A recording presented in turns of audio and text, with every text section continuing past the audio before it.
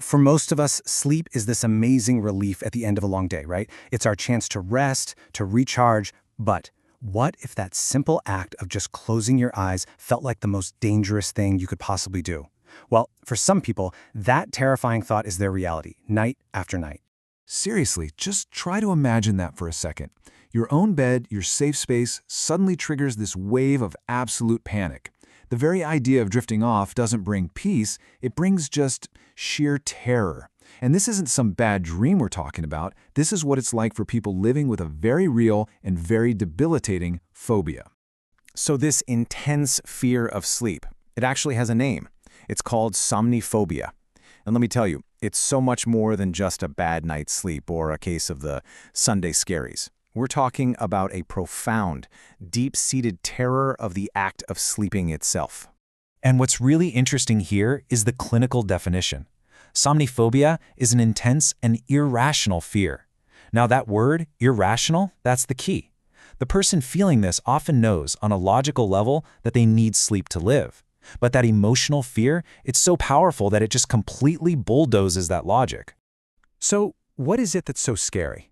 Well, it's often not sleep itself, but what could happen while you're asleep. It could be this constant dread of having those awful nightmares, a terrifying feeling of losing all control, or, and this is a big one, the ultimate fear of simply not waking up. But a fear this intense doesn't just pop up out of nowhere. So that leads to the next question, right? Where does something like this even begin? What are its roots? Well, the causes are often really complex and super personal. For some, the fear might grow out of having chronic nightmares or really unsettling sleep disturbances. Think something like sleep paralysis that makes the whole experience feel genuinely threatening. For others, it might be tied to past trauma, a fear of being vulnerable, or it could even be a symptom of a much broader anxiety disorder. And this nightly battle, it doesn't just magically disappear when the sun comes up. Oh no. The struggle with somniphobia has these huge consequences that just bleed into every single part of a person's waking life. And really, this is the heart of the problem. The fear doesn't end at sunrise. The fight isn't just about getting through the night. It's about the dread for the next night, a feeling that can start the very moment a person wakes up. It's a vicious cycle. So, as bedtime gets closer, the body's whole fight-or-flight system can just kick into high gear. This isn't just a mental thing, it's intensely physical. We're talking a racing heart, sweating, feeling incredibly restless. And the most natural way to cope, you guessed it, actively avoiding sleep, staying up as late as humanly possible to put off what feels inevitable. And as you can imagine, this constant war against sleep just creates this cascade of other problems. The most obvious one is, of course, chronic sleep deprivation. That leads to being tired all the time, being unable to concentrate. But it also takes a massive toll on your emotions, often leading to pretty significant mood swings and irritability. Okay, so even though this fear can feel absolutely overwhelming, I've got some good news. There is a path forward. Somniphobia is a treatable condition. It is absolutely possible to reclaim the night and find that restful, peaceful sleep again. Getting better usually involves a few key steps. A huge part of the treatment is therapy, and cognitive behavioral therapy, or CBT, is especially good for this. It basically helps you identify those fearful thoughts about sleep and then learn how to challenge them one by one.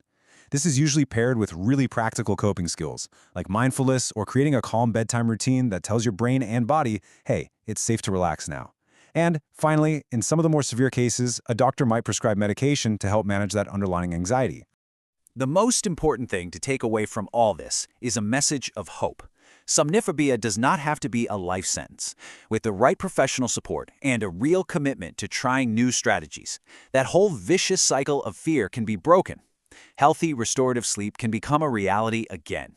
And I love this quote because it's such a powerful affirmation. Individuals can overcome this fear.